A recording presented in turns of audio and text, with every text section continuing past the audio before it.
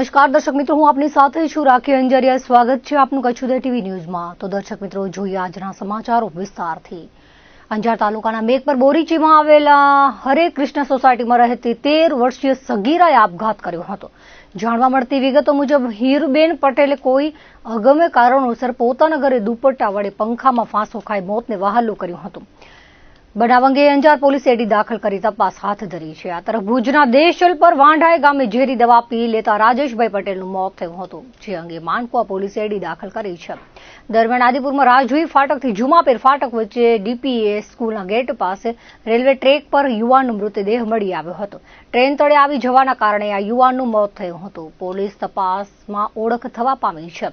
હતભાગી યુવાન ગાંધીધામના ભારતનગરમાં આવેલા કૈલાશ 2માં રહેતો હોવાનું અને તેનું નામ ઉત્તમ રણછોડભાઈ રાઠોડ હોવાનું સામે આવ્યું હતું।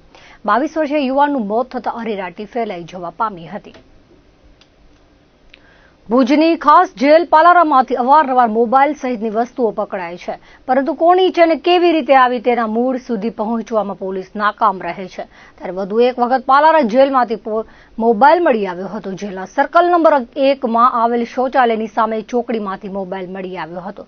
અમદાવાદથી આવેલી ઝડપી સ્ક્વોડની ટીમ દ્વારા તપાસ દરમિયાન મોબાઈલ શોધી લેવામાં આવ્યો હતો। કચરાની ડોલમાં છુપાવીને રાખેલ આઈટેલ કંપનીનો મોબાઈલ મળી આવ્યો હતો, જેમાં BSNLનું સિમ કાર્ડ હતું। અજાણ્યા વ્યક્તિ સામે ગુનો દાખલ કરીને આ મોબાઈલ કોણ વપરાશ કરતું હતું તે દિશામાં તપાસ હાથ ધરવામાં આવી છે। જોકે તપાસ અગાઉ પકડાયેલા મોબાઈલની જેમ પૂર્ણ થઈ જશે કે પછી તપાસમાં કાંઈ નીકળશે તે તો આવનારો સમય જ બતાવશે। કચ્છમાં કાયદો વ્યવસ્થા જાળવવા માટે પોલીસ દળનું 2 જિલ્લામાં વિભાજન કરવામાં આવ્યું છે। સરહદી જિલ્લો હોવાથી ભુજ બોર્ડર રેન્જ લાગુ કરાઈ છે, જેમાં પશ્ચિમ કચ્છ, પૂર્વ કચ્છ, પાટણ અને બનાસકાંઠા જિલ્લાનો સમાવેશ થાય છે। ગૃહ વિભાગ દ્વારા હવે રેન્જમાં બદલાવ લાવવામાં આવશે। તાજેતરમાં બનાસકાંઠા જિલ્લામાંથી થરાદ અને અલગ જિલ્લો જાહેર કરવામાં આવ્યો હતો। જેમ પોલીસ દળમાં કચ્છના 2 ભાગલા પડ્યા છે, તેમ રેન્જમાં પણ વિસ્તરણ થવા જઈ રહ્યું છે, જેમાં કચ્છ બોર્ડર રેન્જમાંથી બનાસકાંઠા અને પાટણને દૂર કરવામાં આવશે। લોકસભા ક્ષેત્રમાં સમાવિષ્ટ મોરબીને ઉમેરવામાં આવશે। બનાસકાંઠા, પાટણ અને નવા જિલ્લા તરીકે આવેલા થરાદને અલગ રેન્જ આપવામાં આવશે। પૂર્વ કચ્છ, પશ્ચિમ કચ્છ અને મોરબી ભુજ પોલીસ રેન્જમાં સમાવિષ્ટ થશે। હાલમાં મોરબીનો સમાવેશ રાજકોટ રેન્જમાં થાય છે। ગૃહ વિભાગમાં હાલમાં આ પ્રમાણે વ્યૂહરચના ગોઠવાઈ રહી છે। આગામી સમયમાં તેનો નિર્ણય લેવામાં આવશે। રાજ્યમાં લાંબા સમયથી IPS અધિકારીઓની બદલી બાકી છે। તાજેતરમાં ઘણા અધિકારીઓને પ્રમોશન અપાયા છે, બાદ જ મૂળ જગ્યાએ જ ફરજ બજાવી રહ્યા છે। આ સંજોગોમાં ગુજરાતમાં 2 રેન્જ ઊભી કરી અધિકારીઓને નિયુક્તિ આપવાનો તકતો ગોઠવાઈ રહ્યો છે। આગામી સમયમાં પોલીસ દળમાં મોટા પ્રમાણમાં ફેરફાર થશે। છેલ્લા કેટલા દિવસોથી હવામાન વિભાગ દ્વારા કચ્છમાં વરસાદની આગાહી આપવામાં આવે છે, પરંતુ વરસાદ પડતો નથી। અસહ્ય બફારો અને ઉકળાટ અનુભવાઈ રહ્યો છે। વાદળછાયા વાતાવરણ વચ્ચે બીમારીના કેસોમાં વધારો થવા પામ્યો છે। ખાસ કરીને તાવ, ગળામાં દુખાવા, માથાના દુખાવાના કેસો વધતા દવાખાનાઓમાં OPDમાં દર્દીઓની કતાર જોવા મળે છે। ખાસ કરીને લોકો મેડિકલમાંથી ગોળી ખરીદીને પણ બીમારીમાં રાહત મેળવવાના પ્રયાસો કરતા હોય છે। બદલાયેલા વાતાવરણના કારણે આ પ્રકારની પરિસ્થિતિ ઊભી થવા પામી છે। હાલમાં બાળકોને વેકેશન છે, ત્યારે ઘણા બાળકો બીમારીમાં સપડાતા વેકેશનની મજા પણ મરી ગઈ હતી। વડાપ્રધાનની સભામાં મોટી સંખ્યામાં લોકો ઉમટ્યા હતા। બફારાના કારણે 51 વ્યક્તિઓના સ્વાસ્થ્ય લથડ્યા હતા। ભૂતકાળમાં કચ્છ માટે અભિશાપ ગણાતું કચ્છનું રણ વડાપ્રધાન નરેન્દ્રભાઈ મોદીના વિઝનથી આશીર્વાદરૂપ બન્યું છે।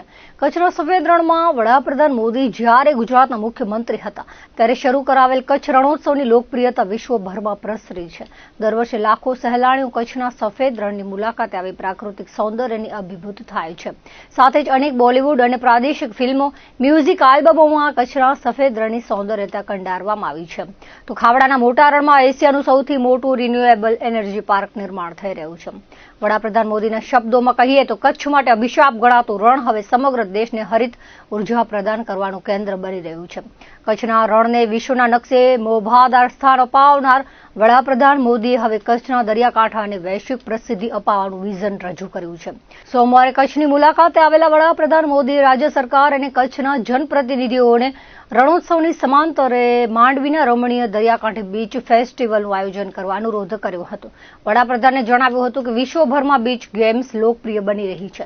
માંડવીના દરિયા કિનારે રાષ્ટ્રીય કક્ષાની સ્પર્ધાઓ સાથે કચ્છ રણોત્સવ સમયગાળામાં બીચ ફેસ્ટિવલ ઉજવવાનું વિઝન તેમણે ભુજમાં રજૂ કર્યું હતું. સાથે જ તેમણે આ પ્રોજેક્ટ માટે પોતે તમામ પ્રકારની મદદ માટે તૈયાર હોવાની હૈયાધારણા અને ખાતરી પણ આપી હતી. કચ્છના જાગૃત નાગરિકોએ વડાપ્રધાનની દૂરંદેશીની પ્રશંસા કરતા જણાવ્યું હતું કે ટુરિઝમ ક્ષેત્રે કચ્છનો વિકાસ વડાપ્રધાન મોદીને આભારી છે.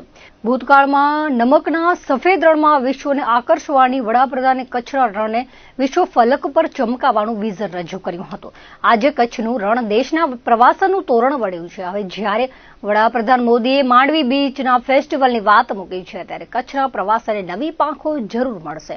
આવનાર દિવસોમાં માંડવીનો દરિયા કિનારો બીચ ફેસ્ટિવલના કારણે વૈશ્વિક પ્રસિદ્ધિ પામશે.